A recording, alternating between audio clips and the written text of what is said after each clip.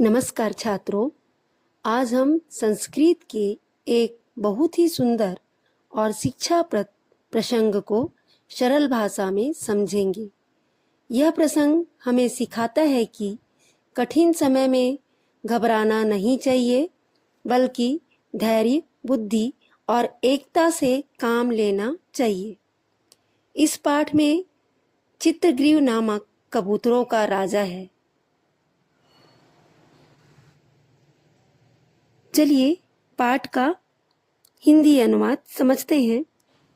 तस्य वचनं श्रुत्वा चित्रग्रीवस्य च अवज्ञां कृत्वा सर्वे कपोतः भूमौ अवतीर्य तण्डुलकणान् भुवन्तु प्रवृत्ताः। अनन्तरं ते सर्वे तेन जालेन बद्धा अभवन्। ततो यस्य वचनात् कपोत्स्रात् बद्धस्तं सर्वे तिरस्कुर्वन्ति स्म। इदं दृष्ट्वा वा चित्रग्रीवः अवदत्, अयम् अस्य दोषो न। अनागत विपत्तिं को वा ज्ञातुं समर्थः। अतोऽस्मिन् विपत्काले अस्माभिः अस्य तिरस्कारम् अकृत्वा कश्चन उपायश्चिन्तनीयः। यतो हि विपत्काले विस्मया एव कालपुरुषलक्षणम्। सत्पुरुषाणां लक्षणं तु विपदि धैर्यं मुद्यये क्षमा सदसि वाक्यपटुता युधि विक्रमः यशसि चाभिरुचिर्यवश्यं श्रुतौ प्रकृतिसिद्धमिदं हि महात्मानाम्। इसका हिंदी में अनुवाद होगा। इस पाठ में चित्रग्रीव नामक कबूतरों का राजा है। एक दिन वह अपने साथियों के साथ भोजन की तलाश में उड़ रहा था।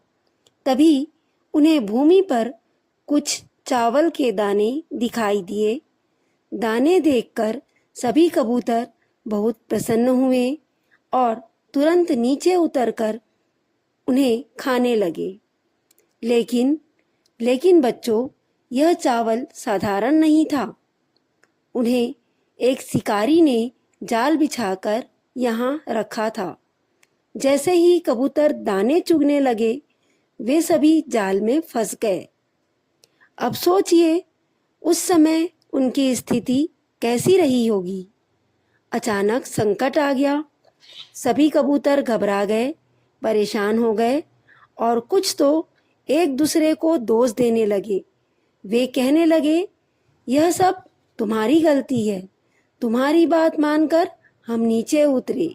लेकिन तभी उनके राजा चित्रग्रीव ने बहुत समझदारी दिखाई। उसने कहा, यह समय एक दूसरे को दोष देने का नहीं है।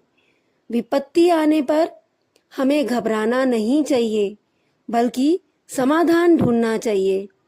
चित्रग्रीव ने अपने साथियों को समझाया कि बुद्धिमान व्यक्ति संकट में धैर्य नहीं खोता, वह शांत मन से सोचता है और फिर उचित उपाय करता है।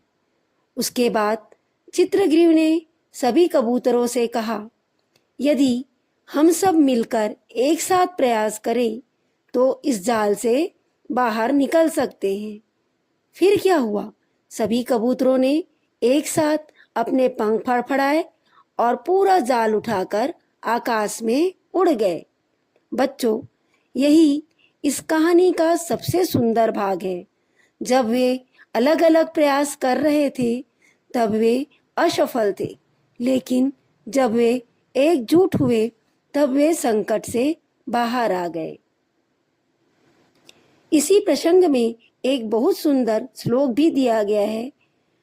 विपदि धैर्यं था विबुध्यये क्षमा सदसि वाक्यपटुता युधि विक्रमः। यशसि चाभिरुचिर्व्यसन श्रुतौ प्रकृति सिद्धमिदं ही महात्मानाम।